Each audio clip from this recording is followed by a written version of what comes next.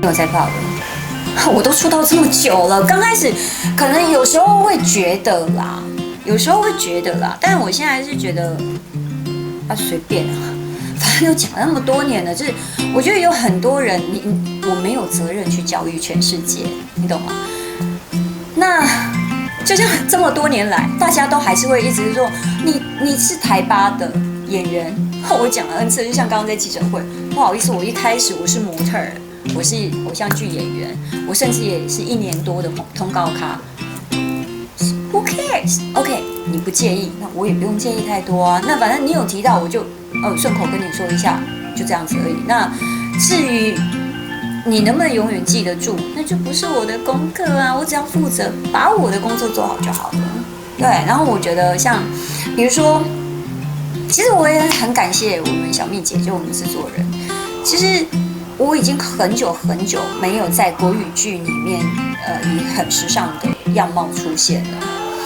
对，然后我觉得小蜜姐她完全不管外面的人可能会说些什么，或者是比如说市场给我的定位是什么，反正她想跟我合作，她觉得这个角色适合我，她就叫我来演，然后我就很时尚的出现。那我也觉得太开心了，谢谢你让我重新用一个大家遗忘很久的样貌重新呈现在荧光幕前。最早的张东健，然后后来玄彬，其实第一部戏我就看他了，对不对？有谁比我久？好像很多人不知道他第一部戏叫什么呢？对，就是张东健啊、玄彬啊、李准基啊，还有苏志燮啊，4位都是我非常喜欢，甚至是他们的每一部电影，我是一定全部都看过的。对。那如果只能选一个呢？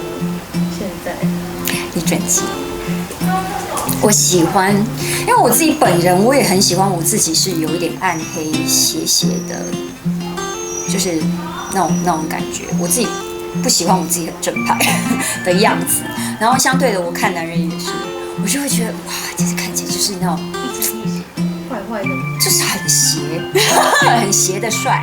你如果认真，我真的认真觉得，如果说你五官拆开来看，我真的觉得李准基他稍微胖一点的时候，真的很美，就是跟女人一样，就是尤其那个唇啊，哇，真是美。但因为他现在都把自己练得很瘦，那整个男人味散发出来的时候，可是他又多了一股邪恶之气，可口。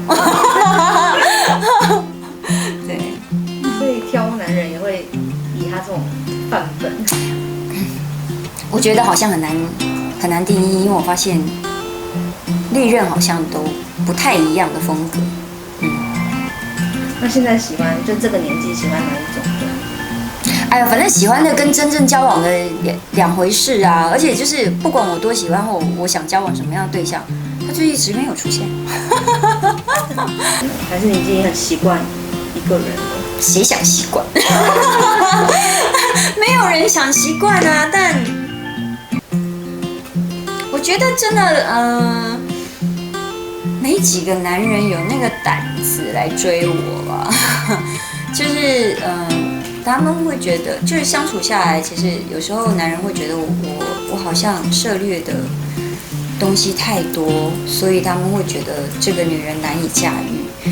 那其实这么讲，我觉得其实一个强悍的女人，是因为她必须武装起来的外衣。可是如果你是一个可以让她觉得折服、幸福，然后愿意托付跟相信的人出现在你面前的时候，这个女人就会把她的强悍脱掉，你才会看见她最真实的纯真跟软弱。可是对不起，那个人没出现，还没出现。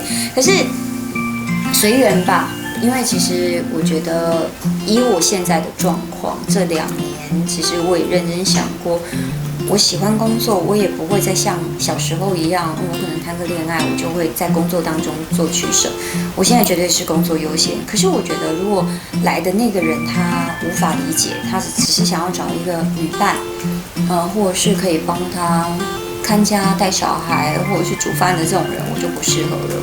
那因为我的工作经常会有床吻戏啊什么的，会跟别的男生就很亲密，或许他不能理解啊，对啊，那所以随缘啊，反正就这样，我工作也开始忙了，所以你会变小女人吗？就是谈恋爱的话，所有我的朋友都觉得了，我应该是卡到音吧。就我交男朋友的时候，就是卡到音，因为他们会觉得，哇塞，就是我跟男朋友相处，跟男人不在，就是我的男朋友不在我面前的时候，那两回事。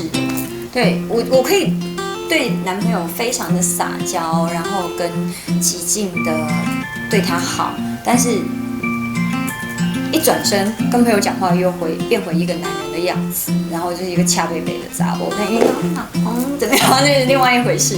那哎，随缘。对啊，而且你也不可能奢望别人因为没有跟你相处就会知道你这一面，那一定要相处过后才会知道啊。